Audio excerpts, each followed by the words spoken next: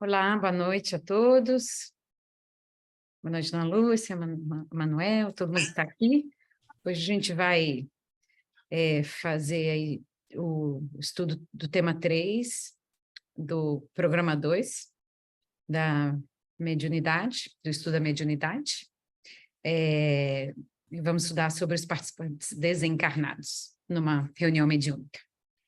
Então, antes da gente começar, vamos fechando os nossos olhos, chegando aí no ambiente onde cada um de nós está, respirando, entrando em contato com o corpo,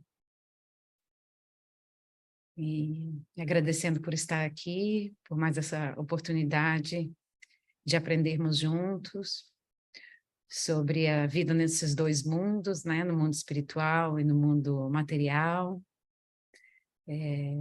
Agradecendo aos nossos mentores, ao Chico, por nos dar essa oportunidade de estarmos aí, primeiramente, nos desenvolvendo e também dando o primeiro passinho aí no trabalho mediúnico, que a gente tem aí os ouvidos para escutar e aprender como essa interação entre o mundo espiritual e o mundo material se dá, principalmente no que se diz a respeito ao auxílio, né, aos nossos amigos encarnados e desencarnados, que tanto precisam. Né? Sabemos que através dessa doação de amor, dessa doação de cuidado, de carinho, a gente, um trabalho de equipe junto com a equipe espiritual que nos assessora, a gente consegue aí dar um encaminhamento e o apoio devido a cada uma dessas almas necessitadas. Mais uma vez, muito obrigada, que a gente tenha um estudo esclarecedor e uma prática também aí iluminada e abençoada. Que assim seja. Amém. Então, como eu disse, né, então nosso estudo é sobre a reunião mediúnica, a parte dos participantes desencarnados. Então, só para dividir aí esse trecho que estava no nosso livro, né, falando que para que uma reunião mediúnica ela possa realizar-se no plano físico, é preciso reconhecer o incansável e dedicado trabalho dos amigos espirituais. Todo o planejamento é feito no plano espiritual, mas conta com a seriedade e a responsabilidade dos encarnados, a fim de que essa tarefa se realize a contento. Daí a necessidade de estudo, de dedicação e disciplina na prática mediúnica. Então, acho que esse é o primeiro ponto aí importante para a gente refletir nessa aula de hoje, é que a reunião mediúnica ela não acontece, né, sem esse incansável e dedicado trabalho da espiritualidade. Então, é a primeira coisa. E que todo o planejamento é feito no plano espiritual. Tem uma citação no livro, né, que eu gostaria de dividir com vocês, que fala: os operários obscuros da evolução que passaram no mundo antes de nós, né, os desencarnados, lutando e sofrendo para que encontremos um caminho melhor. Eu achei super bonito essa passagem, esse texto de Emmanuel, essa frase de Emmanuel, né, que operários, né, do mundo invisível, né, que se dedicam tanto aí a nosso melhoramento espiritual. Então, só queria abrir com essa reflexão. Depois, a gente fala também desse planejamento espiritual, né, como a gente falou no comecinho. O trabalho ele é desenvolvido primeiro em ambos os planos, né? A gente sabe que existe todo o planejamento, principalmente do lado espiritual, é feito pela equipe espiritual que nos dirige, né? Mas que também contam com a gente, né? Para estar aqui, como a gente sabe, fisicamente, para receber aí as pessoas encarnadas que estariam vindo à reunião, e também, né, trabalhando junto, no que a gente sabe, nessa doação do fluido animal, para que todo o processo de cura seja, e de acompanhamento e de auxílio seja. Então, por isso que a gente fala aí dessa parceria, né? Primeiro desse trabalho. Não tem improviso, né? Então, é tudo muito bem planejado. Então, eu estava vendo uns vídeos na internet de algumas pessoas comentando os livros, né? Que a equipe espiritual ela chega muito antes, tanto numa palestra aberta, né? Num trabalho aberto, mas também quando é um trabalho, né, de mediunidade, que eles chegam horas antes, né? E tem uma série de coisas que eles fazem aí, né? Que está com antecedência para preparar essa sala, né? Então, teoricamente, eles fazem a proteção de todos os participantes, e esses participantes somos nós, os encarnados, e também os desencarnados. Eles defendem e limpam o local, né? Então, todos... a gente já viu alguns livros, aconteceu na Casa Espírita, acho que também tem uns outros livros que eles têm. Eles têm tipo um campo de luz que é colocado, né, na própria frente da casa para essa realmente seleção e proteção de quem entra e quem não entra.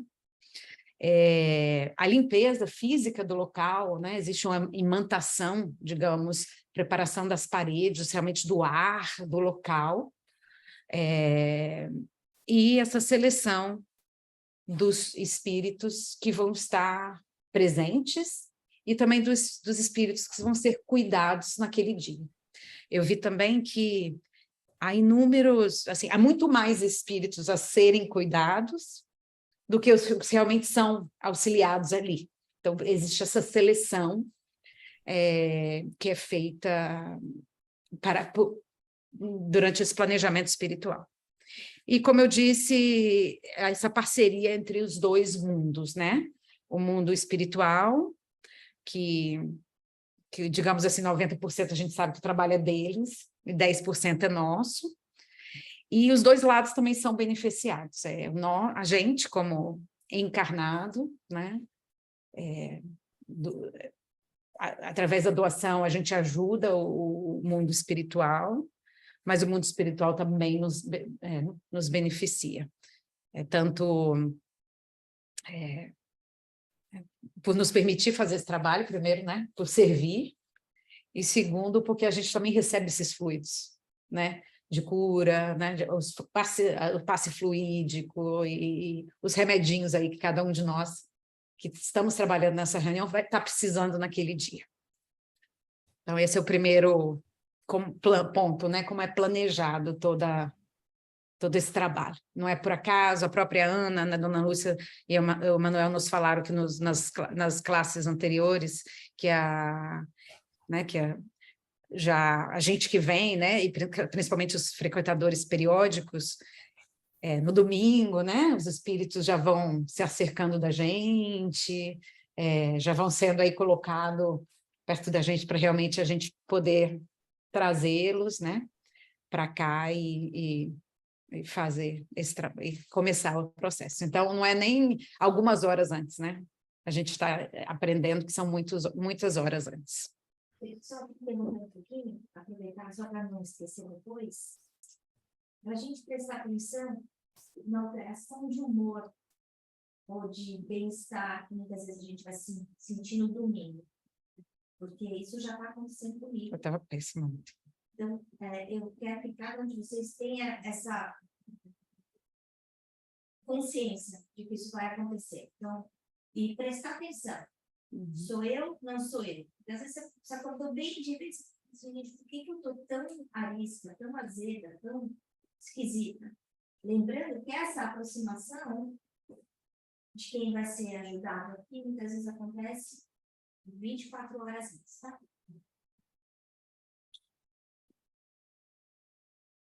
Obrigada, Ana. Não, sem problema. E aí, os participantes, né, como eu já falei, da reunião espiritual, eles são aí, digamos, né, são os nossos amigos espirituais e nós, os encarnados, né? Mas do mundo espiritual, o nosso livro fala em diversas fontes que eu trabalhei, didaticamente eles classificam, né, como os benfeitores, né, aqueles que vêm realmente para trabalhar, para auxiliar, e os auxiliados, os que necessitam de auxílio, né, que é o outro grupo, que são os espíritos necessitando de auxílio. Então, vamos falar um pouquinho do grupo dos benfeitores, né, esses aí que estão, né, nessa cor mais clarinha, mais prateadinha aí nessa figura, né, que são todos aqueles que já estão aqui com a gente, que já prepararam o local, que já blindaram a sala, né, que já limparam, né, que estão aqui com a gente, né, a gente pode ver diferentes especialidades aí, né, tem uma pessoa, tá vendo que está uma mulher aplicando um passe, aqui no meu canto esquerdo, né, duas pessoas no canto direito, mas com aparelhos, né? Tem sessões que são usados aparelhos espirituais, o condutor da reunião, espíritos que estão realmente falando. Então, eles têm diversos papéis, né? Assim como numa sociedade, a gente tem diversas atribuições, né? A nossa equipe de mentores que está com a gente, eles também têm, ok? Então, quem são? Então, geralmente é o dirigente, o espírito que é responsável por esse trabalho, né? E os trabalhadores, que são pessoas assíduas, dedicadas, que trabalham junto, né? Geralmente é uma equipe mais ou menos fixa, que trabalha junto com esse benfeitor, né? Esse dirigente, digamos assim, das reuniões. E a gente sabe, né, que são espíritos moralmente mais evoluídos que a gente, né, que são aí exemplo de conduta, são espíritos, todavia, seguindo aí o caminho espiritual, mas que, teoricamente, né, estão aí passos à frente da gente, e eles realmente aí fazem 90% do trabalho, né, como a Ana fala. Eles auxiliam, planejam, acompanham os necessitados, como a gente viu nessa foto, doam amor, aplicam passe, ajudam os encarnados, né, intuem os encarnados. Assim, eles ficam naquele multitasking, né, no momento da reunião, garantindo aí uma boa execução do auxílio, né? E aí, como eu falei, existe uma diferenciação de trabalho entre eles, né? Assim, eles se especializam, né? Então, na apostila e em outros lugares, né, citam aí os técnicos em auxílio do magnético, né, que são aqueles espíritos, né, como aquela moça à esquerda, que ficam ali realmente fazendo passe, doando energia e equilibrando aí tanto os desencarnados quanto os encarnados, que estão ali trabalhando, né? Caso eles vejam que é necessário. Como né, a gente falou, existe seguranças e vigilantes, não só aqueles da segurança física, entre aspas, da porta, mas existe um grupo que separa um pouco o grupo de espíritos que vão ser atendidos de acordo com a vibração, né, a sintonia vibratória, e aqueles que magnetizam o local, né, que são as pessoas realmente aí que usam a energia para blindar o local, limpar o local, e muitos outros, né? Eu vi em outros locais, algumas reuniões mais sofisticadas, existem aparelhos mediúnicos que são usados também. Então, assim, tá pontinho aí, que são muitos outros, né? Aí, a nível didático, é isso que tanto o nosso livro fala e que eu pude pesquisar para fazer essa aula.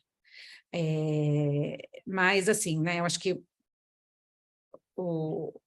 o mais importante para a gente, né, que é uma equipe dedicada, né, a esse trabalho. Eles vão estar com a gente aqui todos os dias, depende se a gente vai estar ou não, né, que vão estar aí planejando e trabalhando e doando muito amor para esse trabalho, né, de um compromisso altíssimo e de um nível de moralidade, né, e de desenvolvimento aí diferenciado do nosso. Ainda não perfeitos, né, mas a gente sabe que são aí diferenciados da gente, ok? Então, esse é o nosso querido grupo aí dos benfeitores espirituais. O segundo grupo é o grupo que estaria aí, né, dos espíritos necessitados de auxílio. Lembrando que a aula de hoje é somente sobre os participantes desencarnados, né? Na aula que vem a gente vai falar, a Tabata vai falar dos encarnados, né? Então aqui é o segundo grupo dos desencarnados que vai estar com a gente, né? Que são, na maioria, espíritos cansados, oprimidos pelos seus equívocos aí, né? De inúmeras encarnações, que são levados pela espiritualidade, são trazidos para cá pela espiritualidade, né? Através, às vezes, de algum acoplamento aí com os médiuns, e tem uns que também vêm por vontade própria, né? E a gente viu naquele livro do Libertação, né? Que alguns viram a luz e entraram. Então, existe também aqueles que já estão se despertando, já estão naquele caminho do despertamento consciencial, e veem aquela luz, são atraídos por ela, e aí são selecionados aí pela espiritualidade para entrar. Então, a gente tem aí aquele que é meio forçado, está aqui, vai na marra, e tem aquele que já está naquele movimento de vir buscar, né? Que idealmente é o melhor movimento, porque já tem aí um pontinho de consciência, né? E o trabalho, teoricamente, fica muito mais fácil. E aí, na apostila fala dos tipos, né? Os aflitos são aqueles que sofrem muito, né? Geralmente são aquelas pessoas ou que ainda estão muito aqui que estão no umbral, né? Naquele mundo, assim, num mundo ainda de muito sofrimento, seja um pouco mais afastado naquele umbral mesmo que a gente chama, ou seja, aqui entre nós, né? São aqueles que sofrem, né? Diferente dos perturbadores, né? Que são também aqueles que sofrem, mas eles têm assim uma certa ação consciente, né? E de fazer o mal, de perturbar, né? Então ele não é só o aflito, né? Que está sofrendo, mas que não está, digo assim, está na bolha do sofrimento, mas não está incomodando o outro, né? O perturbador seria aquele, né, o obsessor, aquele que já está naquele grau de que já não quer sofrer sozinho, né? Traz a turma para o sofrimento, né? Então, aquele realmente que agem aí influenciando, atrapalhando, eles têm a intenção de atrapalhar, e eu acho que aquele livro que a gente leu, Aconteceu na Casa Espírita, né?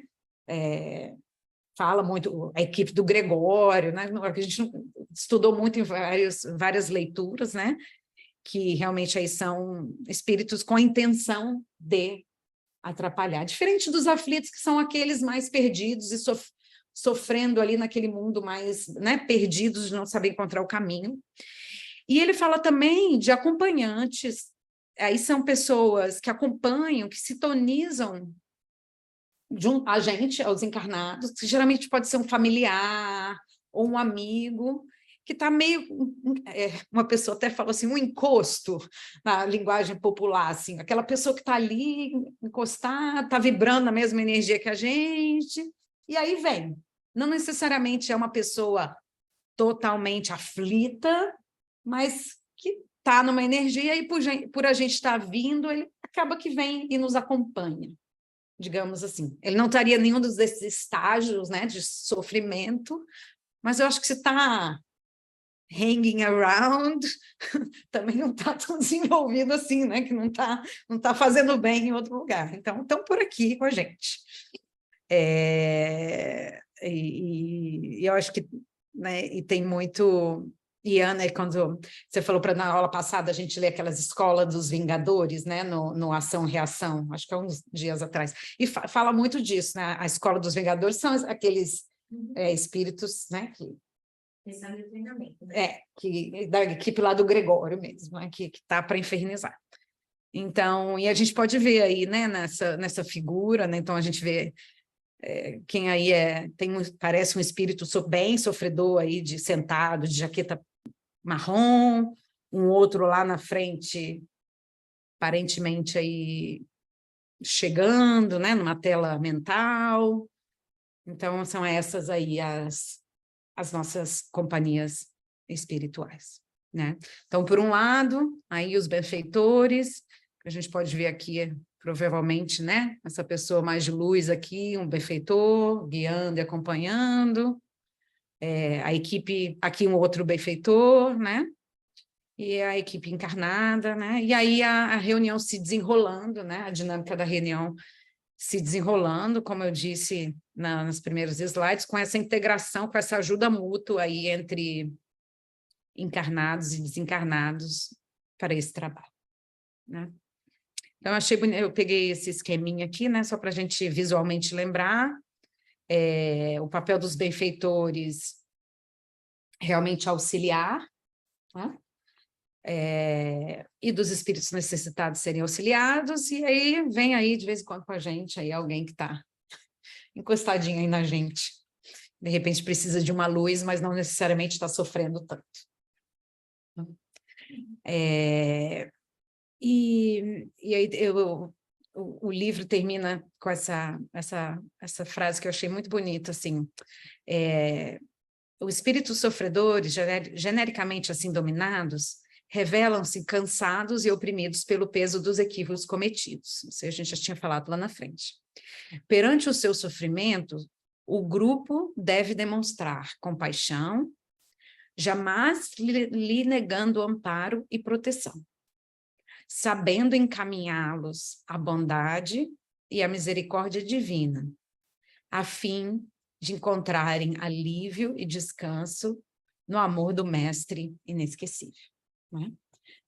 Então, o objetivo, né, que todos nós, tanto encarnados e benfeitores, é o que a gente vai trabalhar, realmente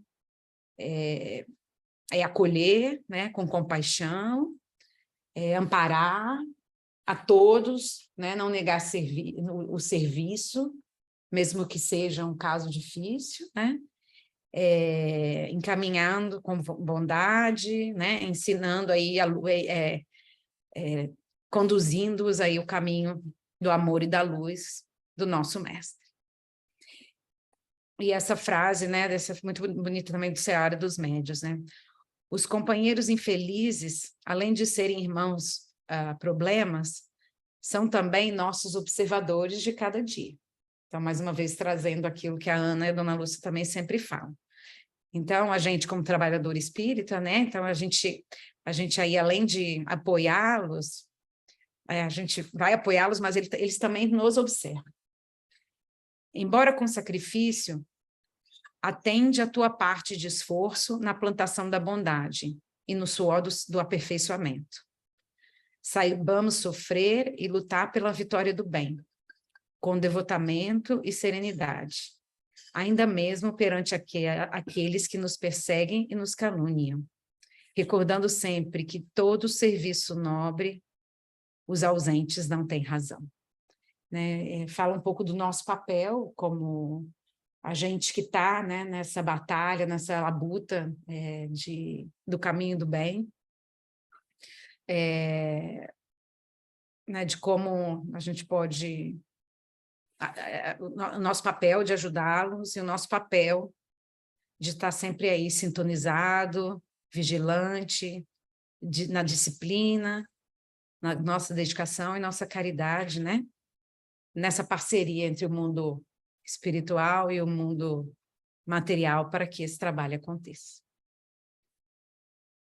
De uma forma, é isso. Esse é o material, que é um material mais curtinho. me preparei para dividir com vocês.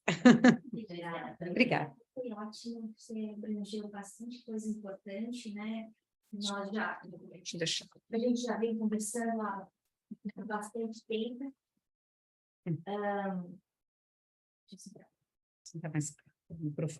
Isso da nossa responsabilidade, né, em relação ao trabalho mediúnico, isso da gente se preparar. Muitas vezes nós, médiuns, nós somos já pré-escolhidos para algum tipo de trabalho, né? E aí chega no dia, parece uma coisa melhor para a gente fazer, ou a gente está cansado, ou aparece uma dor de cabeça que já é atuação espiritual, e a gente não vem. E aí eles ficam na mão, né?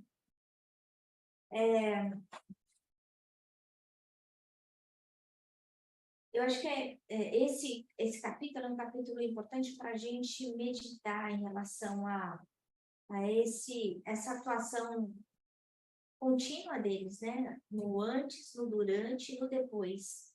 Eu trouxe um livro do Divaldo, que eu vou comentar com vocês daqui a pouquinho, que fala algumas partes exatamente falando de um processo obsessivo complicado e o trabalho dos mentores em relação a como libertar essa pessoa, essa mocinha, desse processo obsessivo. E a Gisele comentou do Missionários à Luz, no primeiro capítulo. Eu peguei aqui, não sei se você quer comentar alguma coisa, só para enriquecer a aula um pouquinho também. Eu posso falar, André Luiz participando, não sei se pela primeira vez, mas participando de uma reunião mediúnica. Então, ele descreve muito como é que são os médiums, a vibração dos médiums, como é que são os benfeitores, como é que serão acolhidos, né? Eu só li o capítulo 1, então não sei se nos seguintes continua falando sobre a própria reunião, mas eu acho bem interessante para a gente ver, porque eu acho o André Luiz bem lúdico, né? Então ele realmente explica ali com todos os detalhes como acontece. Isso, ele vai fazer isso nos outros capítulos, e importante, mostrando o papel de cada médium na sessão, no trabalho mediúnico, aqueles que estão ajudando e aqueles que estão atrapalhando. E aqueles que estão ajudando, a atuação do plano espiritual inferior, tentando atrapalhar a ida daquela pessoa, de uma médium especial que eu estou lembrando, ir ao centro para que ela pudesse ajudar. Né? Então, a gente vê que a interferência do plano espiritual é muito maior do que a gente pode imaginar. A gente, às vezes, fica achando que é bobagem, parece uma coisa tão natural, mas voltando ao capítulo do Ação e Reação, onde o espírito que foi lá para a Escola dos Vingadores fala qual é a ideia central. Qual é a minha ideia central? A minha ideia central é ganhar dinheiro. A minha ideia central é a minha ambição. A minha ideia central é ter filho. A minha ideia central é viajar.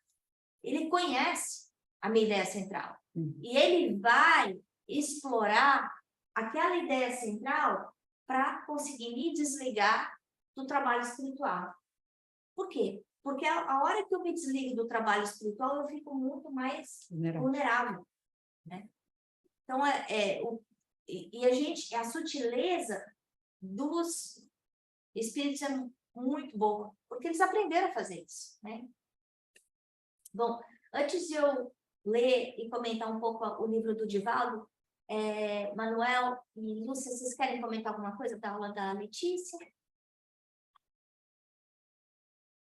Os dois estão no.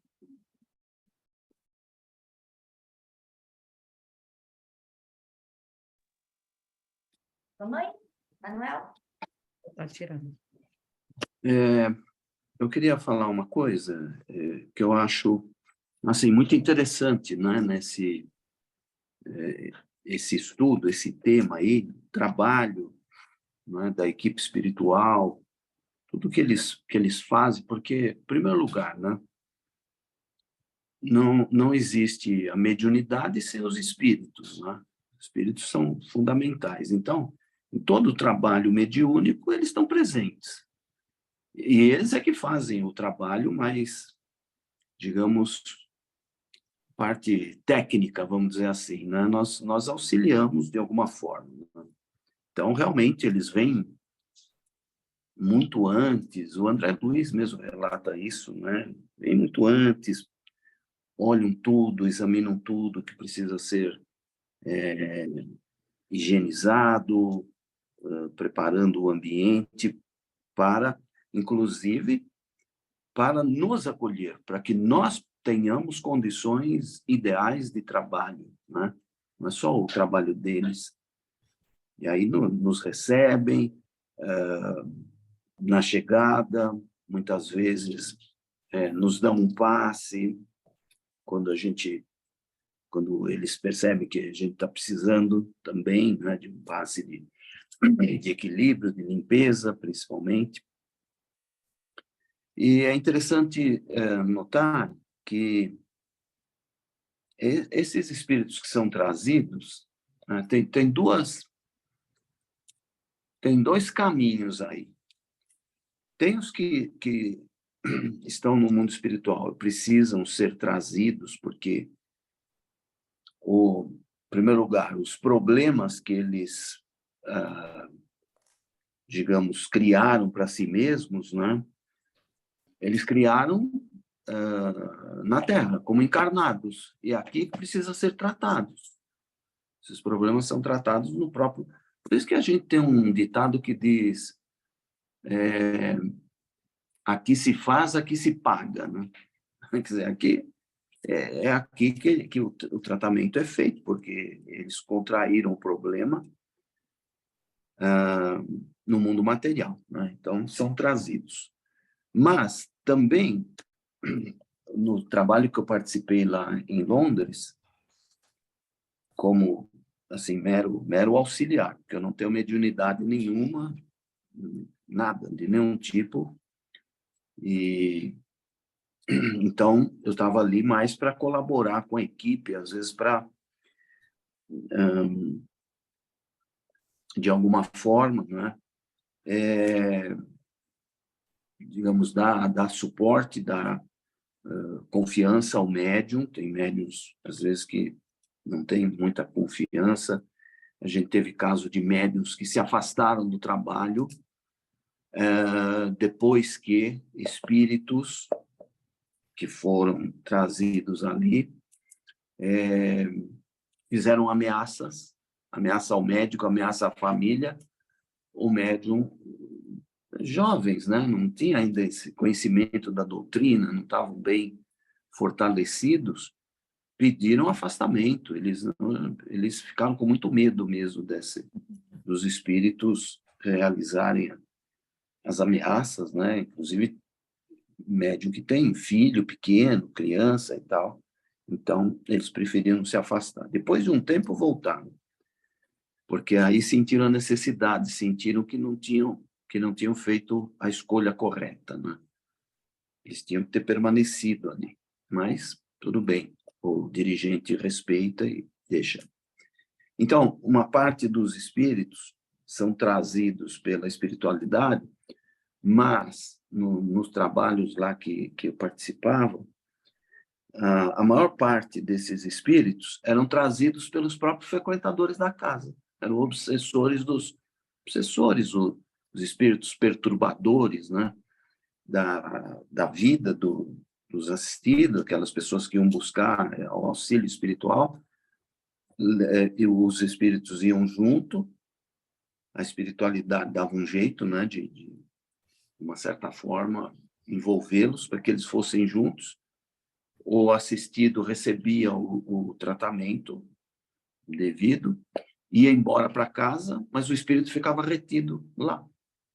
Às vezes, uma pessoa ia no dia da reunião pública, que era na quinta-feira,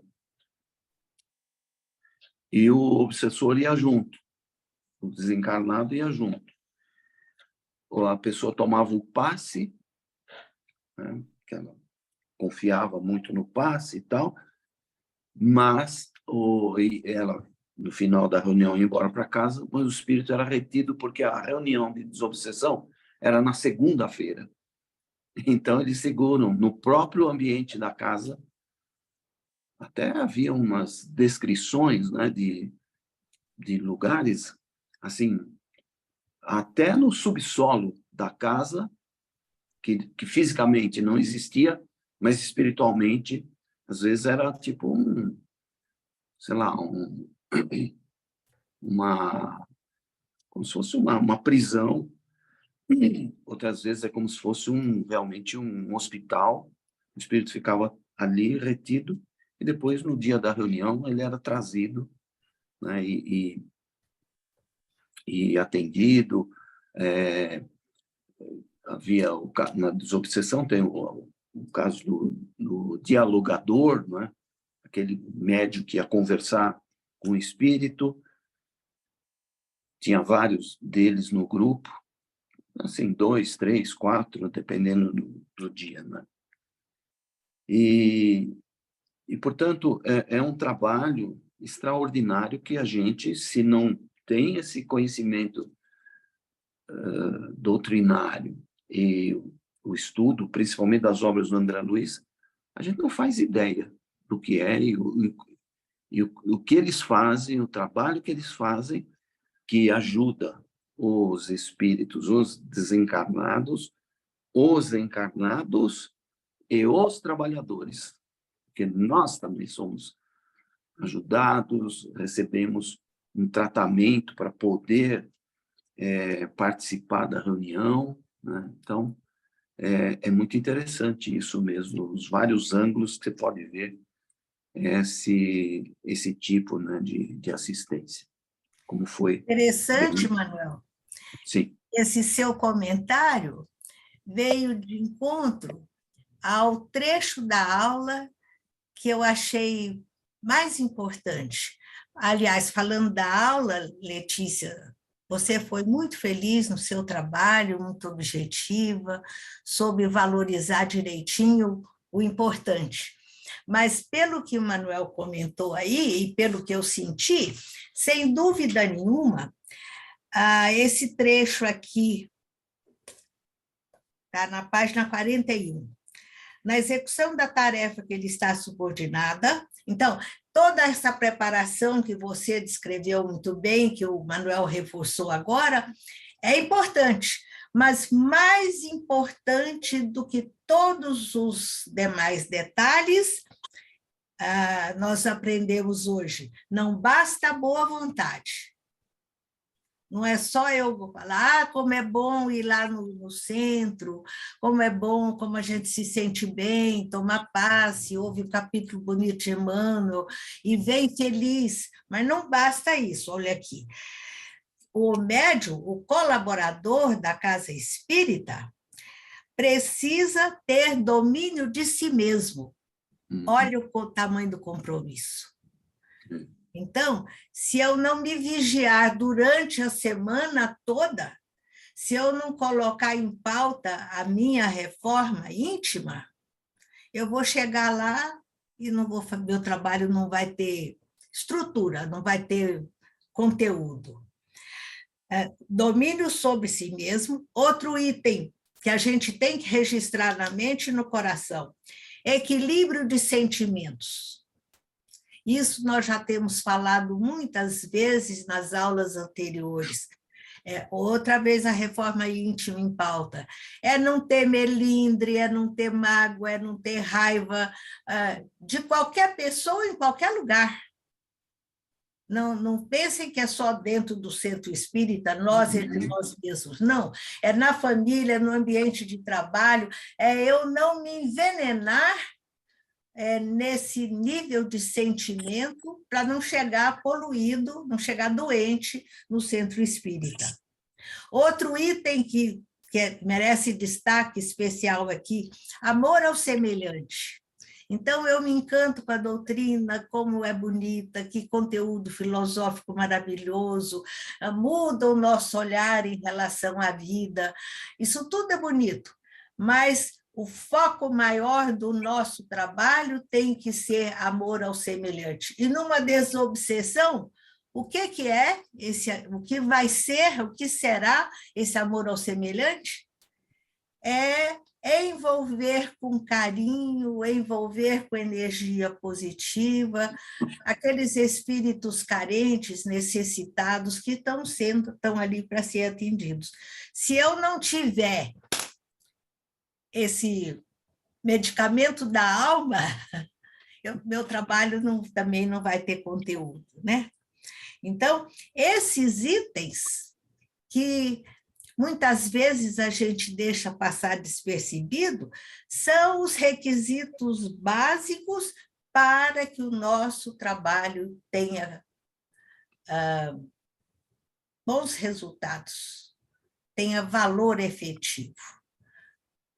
E possa ajudar a todos os espíritos, como o Manuel falou, aqueles que ficam guardadinhos lá no porão, para poder recomeçar, para poder renovar a sua caminhada evolutiva. Então, reforma íntima, responsabilidade, desejo sincero de amar e servir. Parabéns, Letícia, pela aula, viu? Obrigada. Muito bom mesmo. Eu vou... Paramos de gravar? Não, pode continuar. Eu queria fazer uma observação que não tem nada a ver com o conteúdo da aula. Eu estou preocupada com a aula que está sendo gravada. Será que essa mudança da audição, audiência, vamos ver, da forma como eu escuto... Bom, o livro que eu queria comentar com vocês é Aqueles Acasos que Não São Acasos, né? Que o livro veio parar na minha mão, do nada, e de repente eu cismei com esse livro, e na mesma semana eu escutei dele 3 vezes. Eu falei, acho que está na hora de ler o livro, né? Para o estudo mediúnico, eu acho que é um livro que tem tudo a ver. É um livro do Divaldo chamado Grilhões Partidos. E ele fala de um processo de obsessão muito complicado, de uma mocinha. O espírito está obsediando a menina, ela vai parar no hospício. Ele é inimigo do pai, mas ele quer que o pai cometa suicídio por conta do sofrimento com a filha. Essa é a história, o enredo.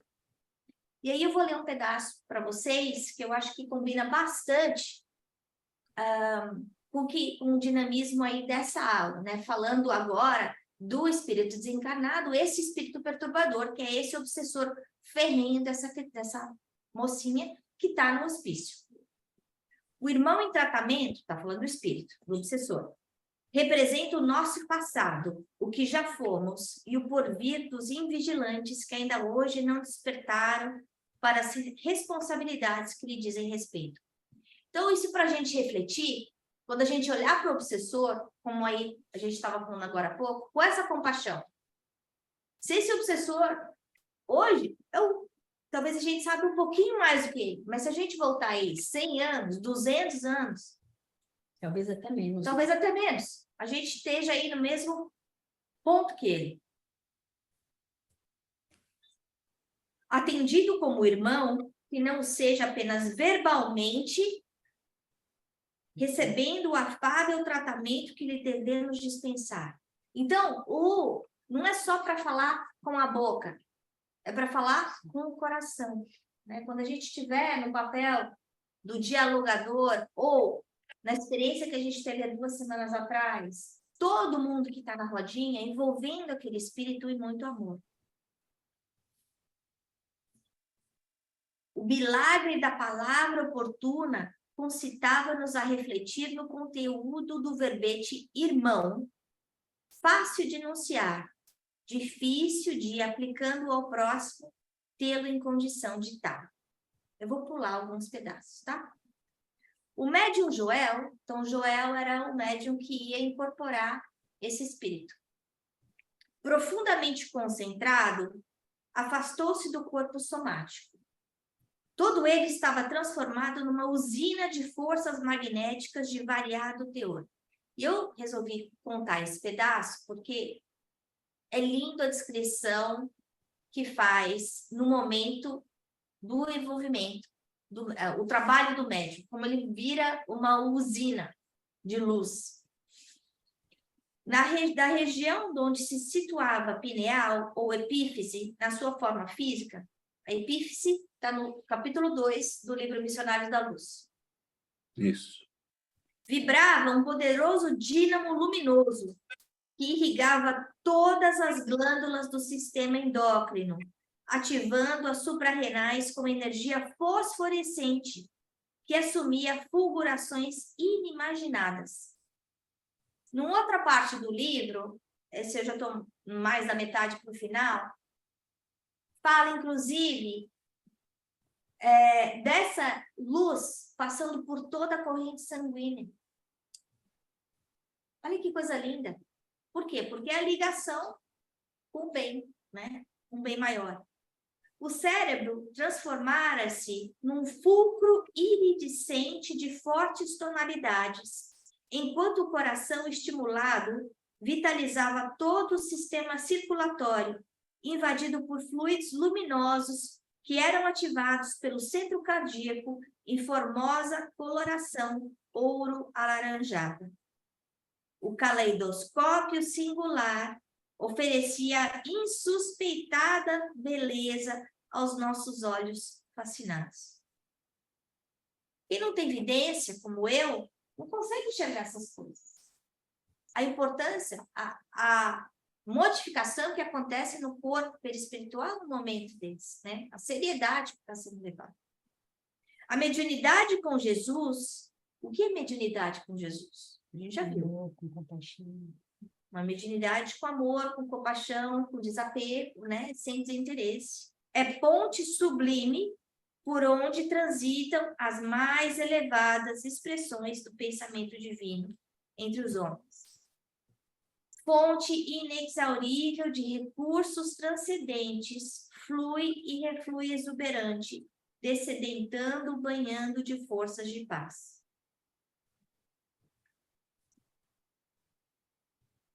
Então, está falando o médium. Quando o médium está trabalhando com Jesus, no caminho do bem, ele vira essa fonte de luz, essa usina que ele está escrevendo. Aí ele vai, fala mais um pouquinho.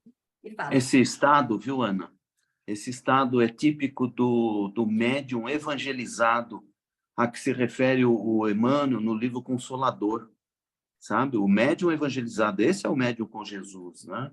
Uhum, exatamente. E o Joel é um modelo de médium do bem, de trabalhador do bem, de disciplina, de assiduidade, de estudo, de vontade Exatamente. de... Ele está fazendo a parte dele. Ele é perfeito? Não, ele não é perfeito. Mas ele tá lá caminhando na direção certa. Agora ele vai falar de outro tipo. Quando a mediunidade é descuidada, quando o médium é descuidado, porém, converte-se em furna de sombras e males incontáveis, que terminam por derrotar o mordomo leviano que a desrespeita. Então, quer dizer, se eu não sei usar bem a minha mediunidade, eu vou sofrer. Uhum. Ao abandono, faz-se porta de acesso a alienações incontáveis e enfermidades fisiológicas de diagnose difícil. Uma mediunidade desequilibrada, ela pode levar a um caso de esquizofrenia. Uhum. Isso não quer dizer que todo mundo que tem mediunidade ostensiva tem esquizofrenia.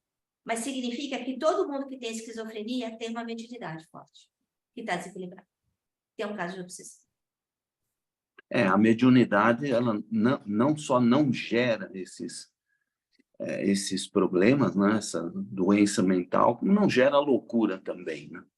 E nesse livro ele está mostrando que quando essa menina que está com essa mediunidade desequilibrada, ela consegue equilibrar, ela sara. Uhum. Fala de 2 casos. Então, isso é importante a gente levar em consideração. Essa interferência espiritual, quando passa do momento de obsessão para subjugação, como é nesse caso, a pessoa perde o controle do próprio corpo. Ela não fala mais o que sente, né? Ela vira Objeto. exatamente um objeto. Ela é manipulada pelo espírito obsessor. Percepção do espírito através do perispírito nas suas tecelagens muito sutis coa as vibrações com quem sintoniza, fazendo-se claro o sol ou pesada a noite nas paisagens da vida. Que é o que a gente estava falando agora há pouco. Com a mediunidade, a gente vai ficar cada vez mais exposto, eu diria. Mais sensível ao que está acontecendo do lado da gente, ao redor da gente. Edificá-la com sacrifício e preservá-la dos ladrões, dos vícios de toda ordem, que atraem as entidades perniciosas, que a desnaturam e embrutecem, é obrigação do homem decidido, do cristão consciente. Então, a gente saber preservar a nossa mediunidade. Como é que a gente preserva a nossa mediunidade, pessoal? Vigilância, Vigilância, a gente vai prestar atenção qual é a minha ideia central. Porque eu posso estar rezando, eu posso estar fazendo evangelho uma vez por semana, eu posso estar vindo no centro, mas se eu saio daqui e a minha ideia central é dinheiro, ambição, poder, sexo, não adianta. Por quê? Porque não está vindo a reforma íntima. Joel é um exemplo da dedicação superior, da disciplina do trabalho, do estudo consciente do espiritismo e das próprias limitações, que é exatamente o que o Manuel tinha falado há pouco. Condições que o tornam excelente instrumento para o intercâmbio, por despersonalismo, ausência de paixões dissolventes e presunção. Falou do médium, falou do espírito. Agora, agora a gente vai falar um pouquinho do momento do envolvimento do médium. Silenciando, aproximou-se da entidade, isso é o mentor do trabalho. Então, o Joel é o médium, tem o espírito obsessor e tem o mentor que vai cuidar do espírito. Então, não é só o doutrinador, não é só a Tabata conversando com Joel, encarnado com encarnado. Existe a direção do mentor, não só inspirando a Tabata a falar, mas trabalhando o aspecto espiritual com o magnetismo espiritual daquele espírito. Silenciando, aproximou da entidade e ajudou-a, inconsciente, como se encontrava no processo psicofônico. Ato contínuo, aplicou-lhe passes de dispersão fluídica com a que despertou. O que eles tinham feito? Eles tinham pego esse obsessor, a menina no hospício. Eles meio que doparam, através de passes, e retiraram a entidade da menina, para que a menina pudesse encontrar com os pais durante o sono. Olha só o trabalho do plano espiritual. Não dá. Quando a gente fica falando dos 90% e 10%, o trabalho do plano espiritual, no caso do desobsessão, é muito mais profundo do que a gente está imaginando.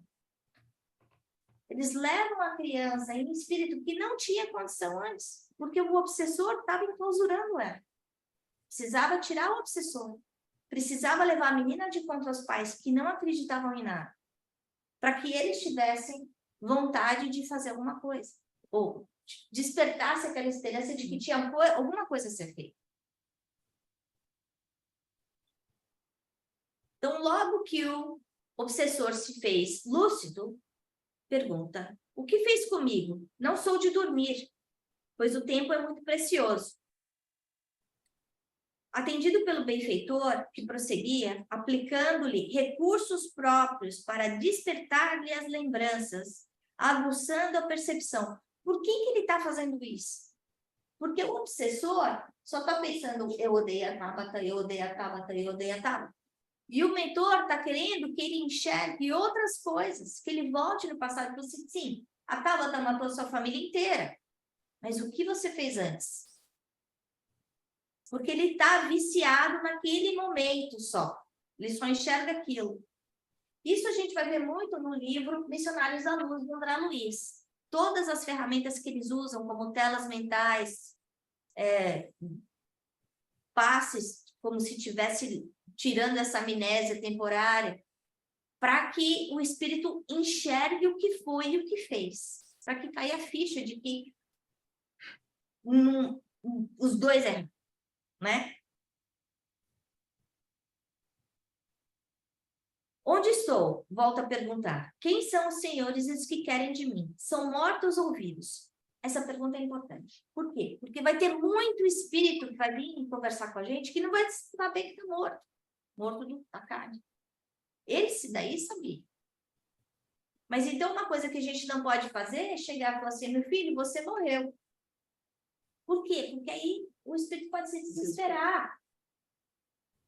A gente não sabe qual é a bagagem, qual é a crença dele, o que é a morte do corpo significa para ele.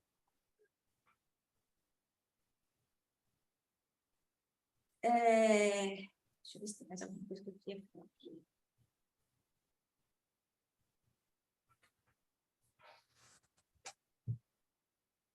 Estás numa casa espírita. Nesse pedaço, ele faz uma doutrinação.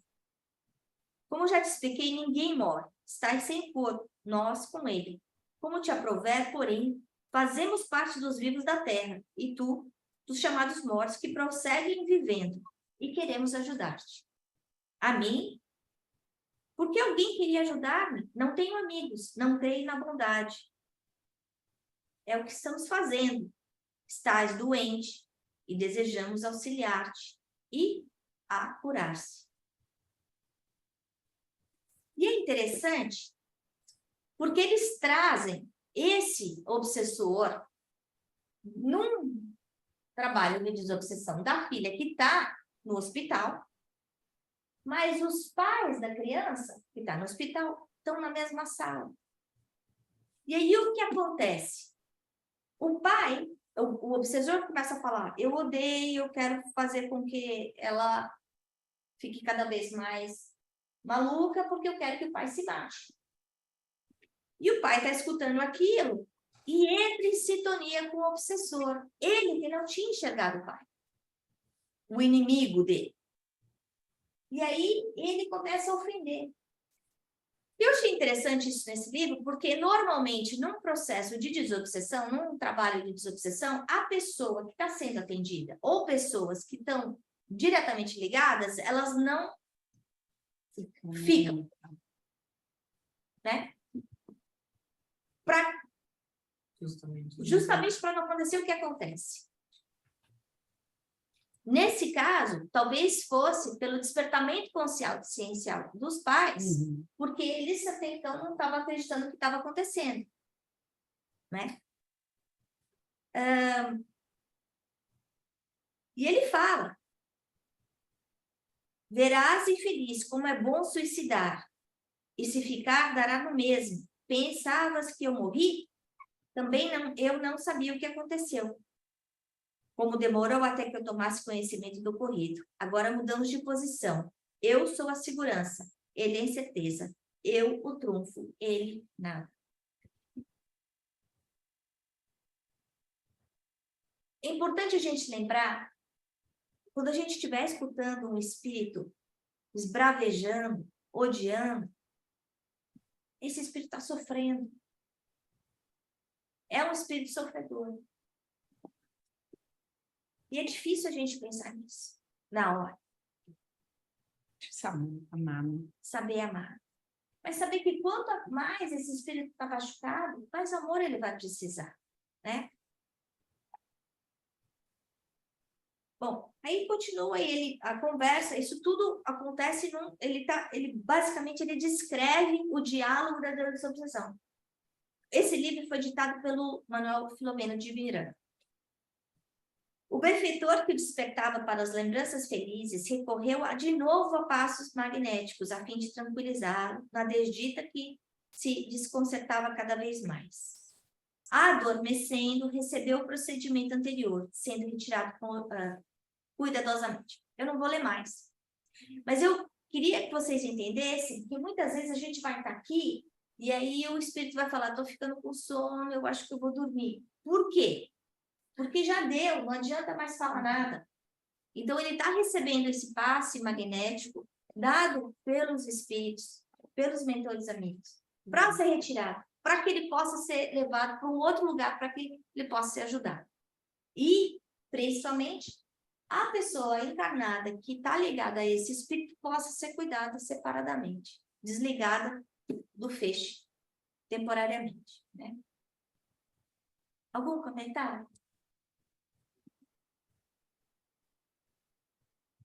Em tudo e por tudo, né, Ana? O trabalhador, inclusive em relação a esse caso que eu fiz referência, né? O trabalhador tem que confiar irrestritamente na equipe espiritual, no mentor espiritual, no dirigente da equipe espiritual. Senão, ele está ali e ele está se prejudicando, porque ele está se envolvendo com energias, com coisas, né? Essas ameaças, que só vão enfraquecê-lo e desmotivá-lo, né, para participar do trabalho. Então, a primeira coisa no trabalho, eu me disponho a fazer parte do trabalho, tem que confiar na espiritualidade. Senão, não é isso. Senão é como esse amigo nosso lá, eu vou me afastar porque tal, ameaças, eu tenho família, tenho filho. Então, esse não entendeu direito o espírito da coisa, né? Por isso é que na federação eles não deixam o assistido ouvir a manifestação do obsessor. Ele sai da rodinha, vai embora, porque senão ele fica com medo. E aí, Em geral é assim, né, Lúcia? Acho que na maioria dos casos, nas casas espíritas, é assim também. Lá na federação, o assistido entra na rodinha, faz a ligação do obsessor no grupo e ele vai embora. Isso. Antes a gente ficava e ouvia, eu vou te matar, eu vou me vingar, né? Aí é todo mundo com cabelo arrepiado. Agora não, é separado. Mas eu achei muito interessante, Ana, que na aula, aqueles 4 conceitos que eu selecionei foram exatamente os que você apresentou de uma forma prática, com exemplos práticos aí do livro. A importância do amor, a importância da disciplina, e, enfim, da reforma íntima. Se não tiver essa base, não vai dar certo. Sim.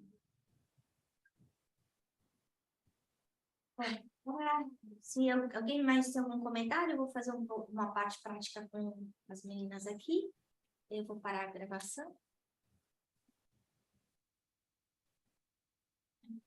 Não. Então, tá bom. Então, nós vamos agradecendo a Jesus essa oportunidade de estarmos aqui, presentes. Agradecendo aos mentores amigos, que cuidaram dessa casa, cuidaram de nós, por todo o apoio, por toda a paciência que tem conosco. Que nós saibamos ser obreiros do teu amor, Jesus. Agora e sempre, graças a Deus. Graças a Deus. Boa noite para vocês, uma boa semana. Tchau, parabéns. Boa noite. Boa noite, obrigada, gente. Que bom que você já voltou para sua casa.